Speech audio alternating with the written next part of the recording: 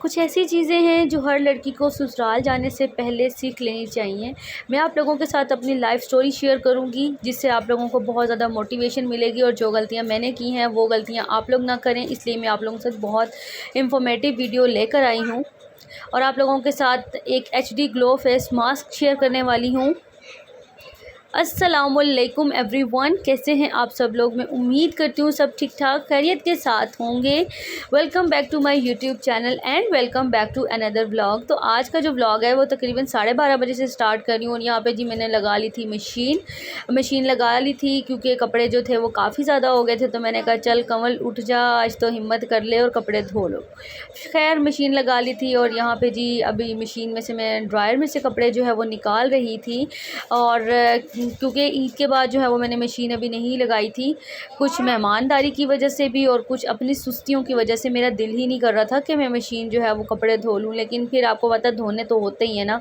जो मेरी हेल्पर आती थी वो भी अभी इस वक्त नहीं आ रही, तो ये काम जो था जब हेल्पर करती थी ना तो मुझे बड़ा सुकून था कि बाकी सारे काम मैं बहुत आसानी से कर लेती थी।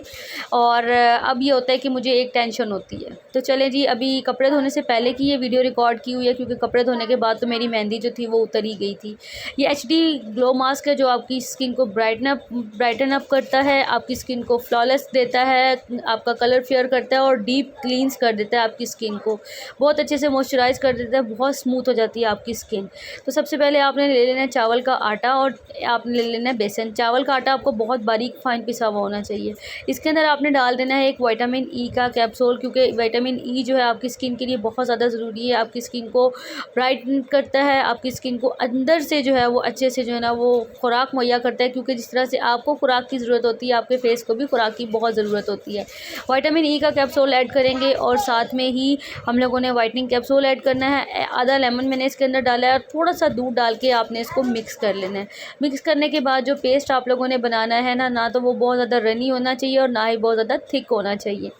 जो भी पेस्ट आप लोग बनाएंगे ना उस पेस्ट को ना जिस तरह से आप लोगों का मॉइस्चराइज़र क्रीम होती है ना उस तरह से, ये देखिए कितना ज़बरदस्त सा थिक सा पेस्ट है, इस तरह से होना चाहिए। उसको आप लोगों ने अपनी स्किन के ऊपर जो है वो लगा देना है, 15 मिनट के लिए लगा कर छोड़ देना है। उसके बाद आपने अपनी स्किन के ऊपर रोज़ वाटर से स्प्रे करना है। स्प्रे करने के बाद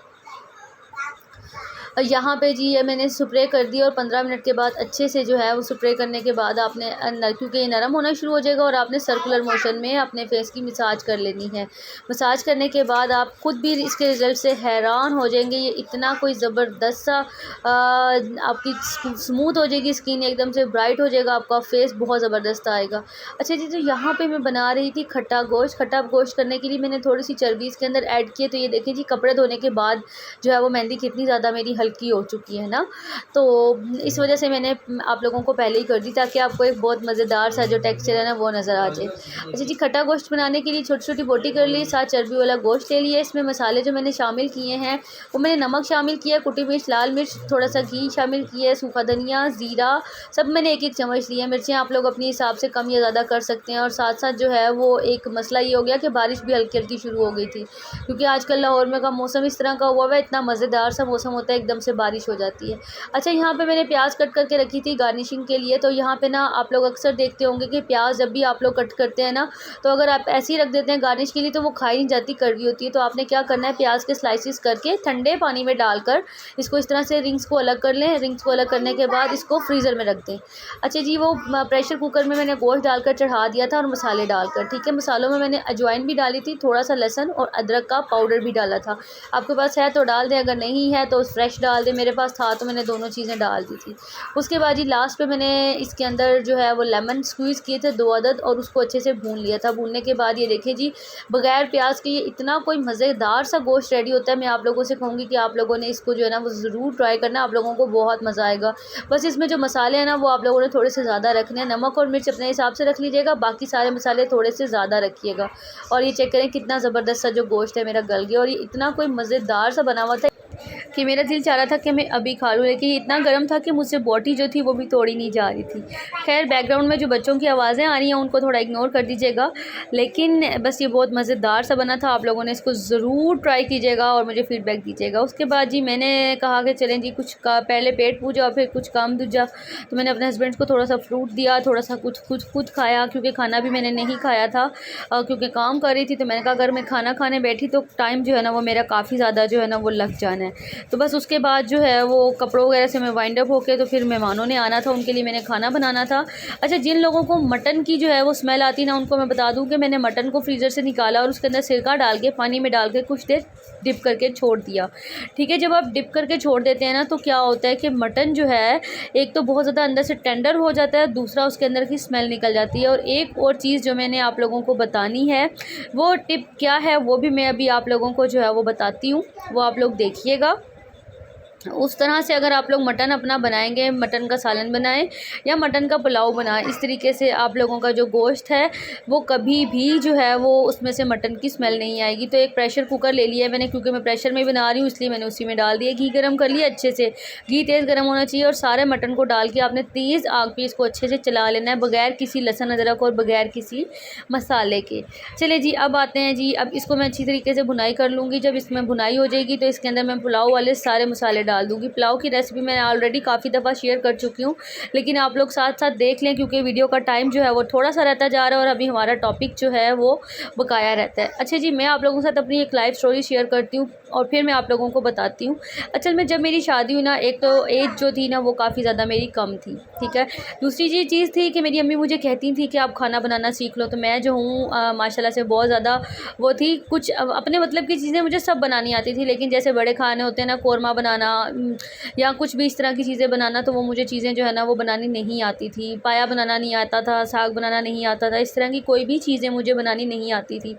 जब शादी हुई, एक तो जब हम लोगों की शादी से पहले जो थी वो हम लोग यानी कि अम्मी अबू और हम बहन भाई थे हमारे घर में। ससुराल वाला कोई सीन नहीं था, यानी कि ताया चाचा वगैरह फूफो वगैरह पास कोई नहीं थे, सिर्फ हमारी फैमिली ही हमारे घर पर रहती थी। जब यहाँ पर शादी हुई तो माशाल्लाह से ससुराल में इन लॉज जो हैं ये सब लोग एक तो बड़े थे और सब लोगों जो थे माशाल्लाह से भरा पूरा घर था। और दूसरी बात, यहाँ पे सब लोग खाने के बड़े शौकीन हैं ना, तो सब लोगों को खाना भी बहुत अच्छे से बनाना आता है। और जब मैं आई यहाँ पर तो मुझे तो खाना ही नहीं बनाना आता था। और जब मेरा हाथ लगवाई की रस्म हुई ना, तो मेरी सास अम्मी मुझे कहती हैं कि क्या बनाना आता है ना, क्या बना लोगी। तो मुझे सिर्फ खीर बनानी आती थी, वो भी मैंने अपनी अम्मी को बनाते हुए देखा। मैंने कहा खीर आती है, तो कहती हैं फिरनी बना लोगी। तो मैंने कहा अगर आप मुझे बता दें तो मैं आपको बना दूँगी फिरनी। खैर उन्होंने बताया, मेरे देवर ने वगैरह ने हेल्प की, फिरनी बना ली। लेकिन क्या हुआ कि मुझे बनानी नहीं आती थी, उस टाइम पर मुझे शर्मिंदगी हुई। उसके बाद जब बारी बनानी थी, कौरमा बनाना था, तो कौरमा बनाने के लिए मुझे ये तो पता था कि कैसे कैसे बनेगा, लेकिन मुझे ये नहीं पता था कि 5 किलो मसाले कौरमे में कितने मसाले जो हैं वो आपने ऐड करने हैं।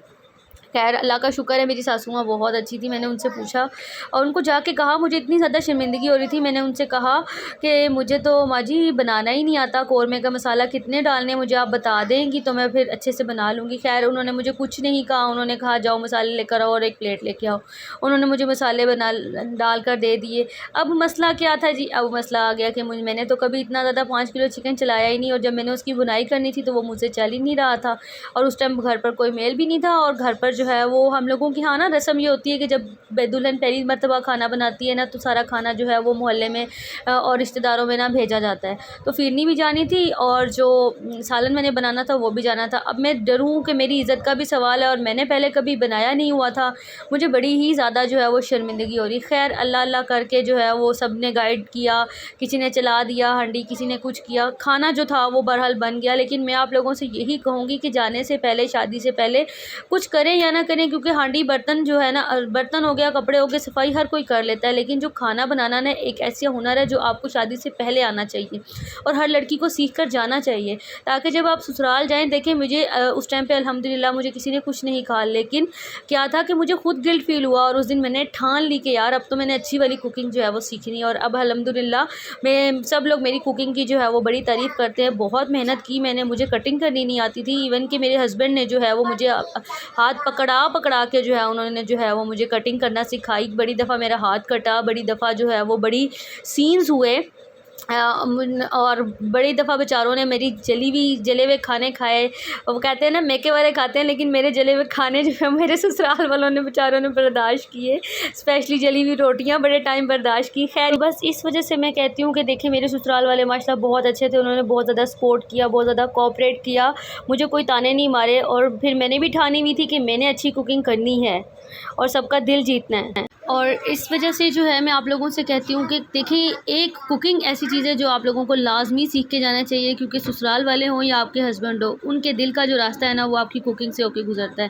तो मेरे ससुराल वाले तो बहुत अच्छे थे, जिन्होंने मेरे साथ कोऑपरेट किया। कुछ भी उन्होंने मुझे इस तरह की कोई चीज़ नहीं कही कि जी मेरे था। लेकिन ऐसा हर एक के साथ नहीं होता। देखें आपका ससुराल जो होता है ना वो आपका ससुराल ही होता है, वो चाहे मामा फूफी खाला के किसी का घर हो या फिर आउट ऑफ फैमिली हो। सो ज़रूरी ऐसा नहीं है कि जी मेरे ससुराल वाले अगर इस तरह से थे, उन्होंने मेरे साथ कोऑपरेट किया, उन्होंने मेरे जले हुए खाने भी खाए, तो आप लोगों के भी इस तरह से हों। तो मेरा कहने का मतलब ये है कि आप लोग जो है इस काबिल अपने आप को बनाकर अपने ससुराल जाएं, ताकि जब आप लोग जाएं तो देखें कोई कहे ना कहे। जैसे मुझे बहुत शर्मिंदगी हुई थी कि मुझे नहीं पकाना आता था, अगर यही मुझे पकाना आता तो मुझे उस टाइम पे शर्मिंदगी नहीं होती। खैर आपको मज़े की बात ये बताती हूँ कि जैसा भी खाना बना था उसके बावजूद भी मेरी सासू माँ ने मुझे 500 रुपीज़ एज आ वो कहते हैं एक रस्म होती है तो दिल जोई के लिए उन्होंने मुझे दिया, जिससे मेरी बड़ी हौसला अफजाई। और उस दिन मैंने ठान लिया कि जी अब मैंने परफेक्ट वाली जो कुकिंग है वो सीखनी है। और अल्हम्दुलिल्लाह कुछ टाइम लगता है, उसके बाद माशाल्लाह बहुत अच्छी जो है वो मेरी कुकिंग हो गई। मिलते हैं अगले व्लॉग के साथ। अल्लाह।